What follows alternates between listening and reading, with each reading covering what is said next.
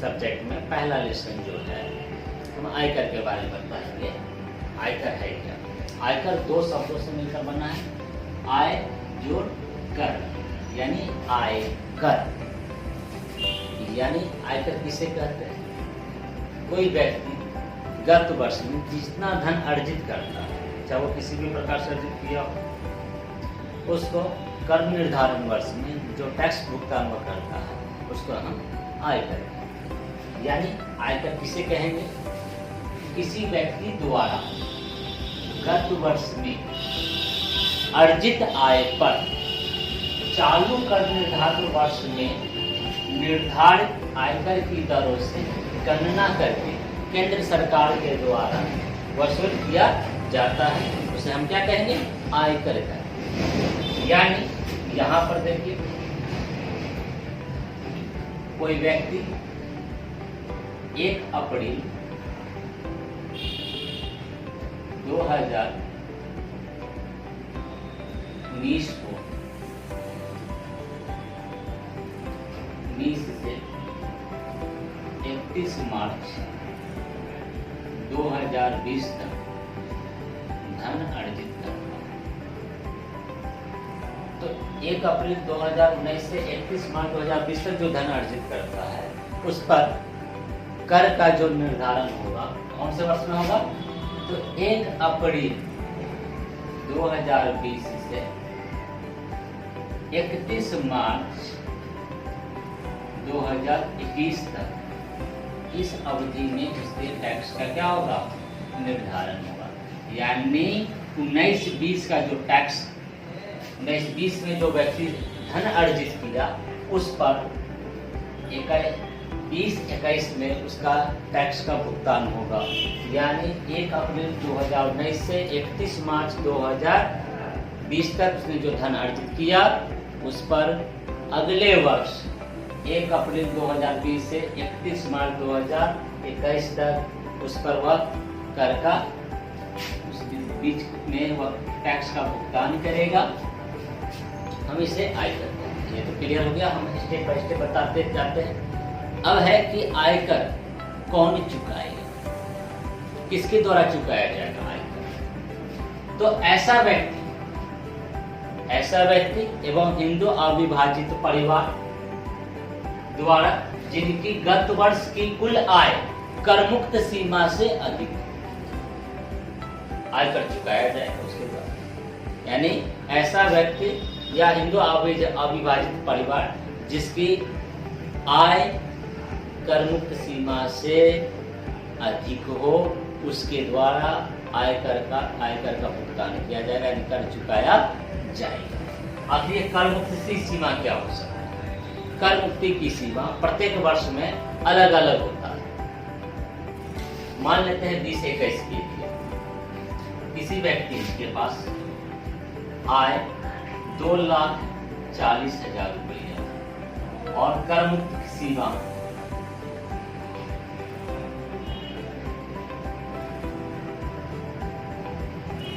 2,50,000, यानी व्यक्ति की आय पिछले वर्ष में 2,40,000 है और कर मुक्ति की सीमा 2,50,000 है। तो ऐसे में उस व्यक्ति के लिए कर दायित्व नहीं बनता है। अगर कोई दूसरा व्यक्ति बी नाम का एक व्यक्ति है जिसकी पिछले गत वर्ष में आय 3,50,000 है और कर मुक्ति की सीमा 2,50,000 है, यानी कर मुक्ति की सीमा से उस व्यक्ति का आय अधिक है, यानी 1 लाख रुपए अधिक है, उस 1 लाख रुपया पर आयकर जो है केंद्र सरकार के द्वारा वसूल किया जाएगा। तो ये तो समझ गए कि कौन सा आयकर किसके द्वारा भुगतान किया जाएगा। इसके अलावा आयकर फर्म के द्वारा आयकर का भुगतान किया जाएगा। कंपनी, सहकारी समिति, व्यक्तियों के संघ या समूह के द्वारा आयकर का भुगतान किया जाएगा। अब इसमें हम देखेंगे कि आयकर की विशेषता के बारे में, आयकर की क्या क्या विशेषता है। जैसे इसकी सबसे जो पहली विशेषता है वह है प्रत्यक्ष कर। प्रत्यक्ष कर का मतलब हुआ कि कोई भी करदाता अपने दायित्व का हस्तांतरण किसी दूसरे व्यक्ति को नहीं कर सकता है। तो इसलिए इसे प्रत्यक्ष कर या एक प्रकार का प्रत्यक्ष कर है। केंद्रीय कर, केंद्रीय कर का आशय हुआ कि आयकर दर का जो आयकर जो है वो जो वसूल किया जाता है या लगाया जाता है वह केंद्र सरकार के द्वारा लगाया जाता है, वह क्या है? आयकर है। इसलिए केंद्रीय कर भी इसे हम कहते हैं। अब है कि गत वर्ष की शुद्ध कर योग्य आय पर लगाया जाता है। यानी गत वर्ष का मतलब अभी बता थे जस्ट, गत वर्ष का हमेशा अर्थ होता है पिछला वर्ष। यानी जब कोई करदाता पिछले वर्ष जितनी आय अर्जित करता है उसी आय पर चालू वर्ष में कर निर्धारण वर्ष में उसका टैक्स का गणना किया जाता है। कर मुक्ति की सीमा, कर मुक्ति की सीमा जो है यानी करदाता सभी को कर नहीं देना। कर मुक्ति सीमा का मतलब हुआ कि ऐसा व्यक्ति जिस गत वर्ष जिसकी आय गत वर्ष में कर मुक्त सीमा से अधिक है उसी के द्वारा क्या होगा? कर चुकाया जाएगा। कर मुक्ति की सीमा के लिए एक स्लैब का मतलब भी बनाया हुआ है। प्रत्येक करदाता के द्वारा यानी आयकर का भुगतान वह प्रत्येक करदाता करेगा जिसकी आय कर मुक्त सीमा से अधिक है। छठा इसकी विशेषता क्या है? कर की गणना कर निर्धारण वर्ष में प्रचलित दरों के आधार पर की जाती है। कर निर्धारण की गणना निर्धारण वर्ष में प्रचलित दरों से, जैसे मान लेते हैं कि 2021 के लिए 2,50,000 तक जिस व्यक्ति का आय है उसकी टैक्स का जो दर है वह नील है, यानी उसको टैक्स नहीं लगेगा। यानी कर मुक्ति की यह सीमा हो गया। अगर 2,50,000 से किसी व्यक्ति की आय 5 लाख रुपया है तो उस पर उसको 5% की दर से टैक्स देना पड़ेगा। इसके अलावा 5 लाख से अधिक और 10 लाख से कम अगर किसी करदाता की क्या है आय है तो उस पर कर की जो सीमा है वो 20% है। 10 लाख से अधिक और उसकी आय 10 लाख से अधिक है तो उस पर क्या है 10 लाख से अधिक तो उस अधिक अमाउंट पर 30% से क्या होगा? टैक्स लगेगा। यानी आयकर की गणना प्रत्येक वर्ष के लिए क्या है? प्रचलित दर है, उसी दर पे किया जाता है। इसके बाद है 7वें इसकी क्या विशेषता है? आयकर को विभिन्न खंडों में बांटा जाता है। यानी आयकर का जो दर है वह अलग अलग है। जैसे अभी यहाँ स्लैब में बताए हैं एक कि जिसकी आय 2.5 लाख तक है उसे किसी प्रकार की कर मुक्त सीमा से क्या है अगर नीचे है उसी प्रकार का उसको टैक्स देने की जरूरत नहीं है। 2.5 लाख से अधिक अगर 5 लाख है तो 2.5 लाख से जितना अधिक अमाउंट है 5 लाख तक उस पर उसको 5% के दर से टैक्स मतलब टैक्स लगेगा। इसके अलावा 5 लाख से अगर 10 लाख के बीच में है तो उस पर इसको 20% से गणना किया जाएगा और 10 लाख से अधिक है तो उस पर 30% से गणना किया जाएगा। ये हमारा क्या है आयकर के विभिन्न खंडों में इसको इसलिए बांटा गया। यह जो हम बताए हैं यह 18 साल से लेकर 60 साल के लिए, उसी प्रकार 60 साल से लेकर जो है 80 साल के लिए लोगों के लिए अलग क्या है ये टैक्स का स्लैब है। फिर 80 साल से अधिक लोगों के उम्र के अधिक लोगों के लिए क्या है टैक्स का स्लैब अलग है। अब है बढ़ती दरों पर कर लगाया जाता है। बढ़ती दरों पर कर लगाने का मतलब क्या है? यानी जिस व्यक्ति की आय जितनी अधिक होगा उस पर टैक्स का जो दर होगा वह और ना ही क्या होगा अधिक होगा। जैसे इसमें स्लैब में आपको निकला है ये देख रहे हैं 2.5 लाख तो कोई नहीं, 2.5 लाख से जैसे हुआ 5% बढ़ गया। 5 लाख से 10 लाख आया तो 20% हो गया। 10 लाख से अधिक होगा 30% होगा। अब है आयकर प्रशासन। आयकर प्रशासन का मतलब हुआ कि आयकर प्रशासन में आयकर की गणना, इसकी वसूली, करारोपण वसूल करना, ये सब का काम कौन करता है? इसका काम जो है आयकर विभाग के द्वारा किया जाता है। अब है धनी व्यक्तियों पर अधिक कर, यानी जो व्यक्ति जितना अधिक होगा धनी, उस पर जो है उस पर अधिक कर लेंगे। इसके लिए हम इसको समझने के लिए एक और स्लैब आपको एक एग्जांपल देते हैं। ये तो आप देख रहे हैं जो स्लैब हम आपको बतलाए। इसके अलावा जिसकी आय 5 लाख से अधिक है, सॉरी इसको हम मिटा रहे हैं। अब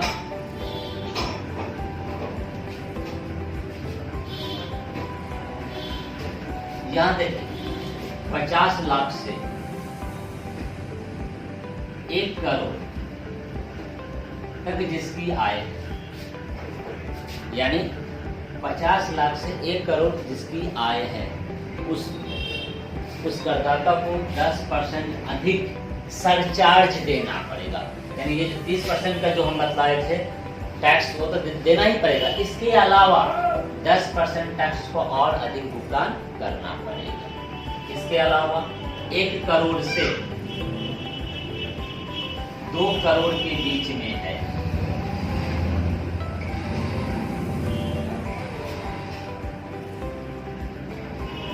उस पर 15% के दर से क्या है सरचार्ज वसूल किया जाए। सरचार्ज का मतलब है जो टैक्स स्लैब में आएगा वो टैक्स को दिया जाएगा, उसके अलावा उसको 15% और टैक्स उसको क्या है देना पड़ेगा। इसके अलावा जिसकी आय 2 करोड़ से अधिक,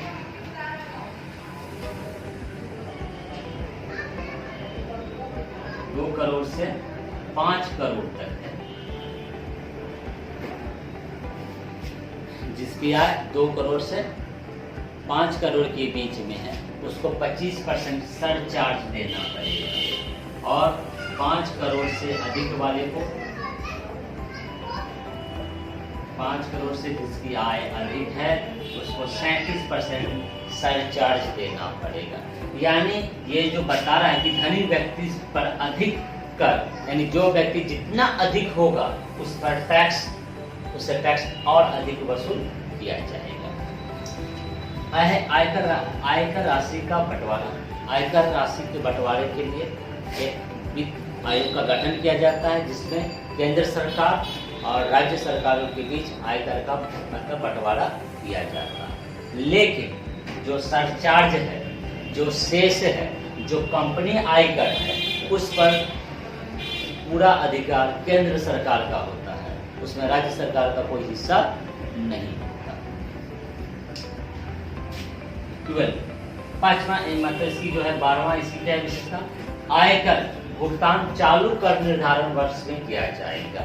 यानी जब टैक्स की बताए थे कि गत वर्ष में जो आय उपार्जित, जितना धन उपार्जित होता है उसको चालू वर्ष में क्या किया जाता है, इसका भुगतान किया जाता है। तो ये आपका टैक्स के बारे में, आयकर के बारे में ये प्रारंभिक हम आपको ये बतलाए। थोड़ा सा हम ये जानते हैं आयकर के इतिहास के बारे में भी हम जाने कि भारत में जो है आयकर का शुरुआत कैसे हुआ।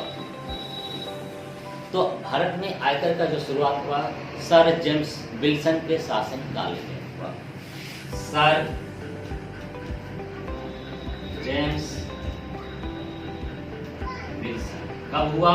1860 ईस्वी, यानी सिपाही विद्रोह के 3 साल के बाद 1857 ईस्वी में भारत का प्रथम स्वतंत्रता संग्राम हुआ, जिसे हम सिपाही विद्रोह के नाम से हम जानते हैं। उसके ठीक 3 साल के बाद सर जेम्स विल्सन ने मतलब एक आयकर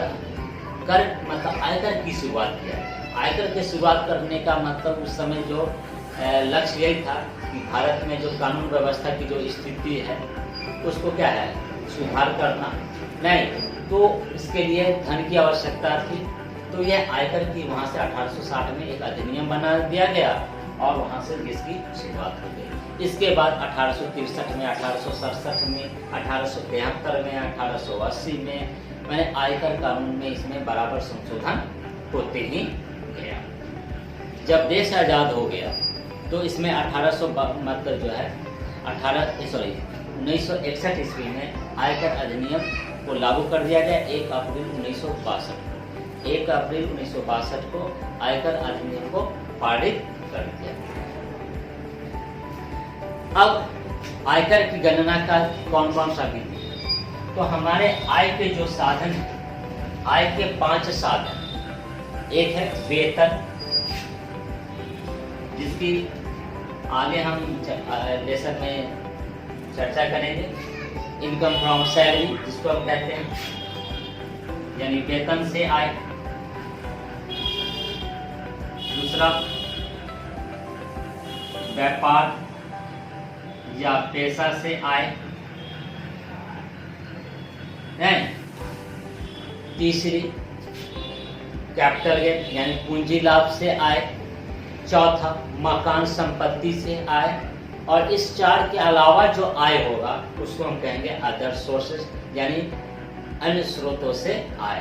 ये 5 ऐसे चैप्टर है जिसकी आगे हम इसके बारे में आपको हम बतलाएंगे।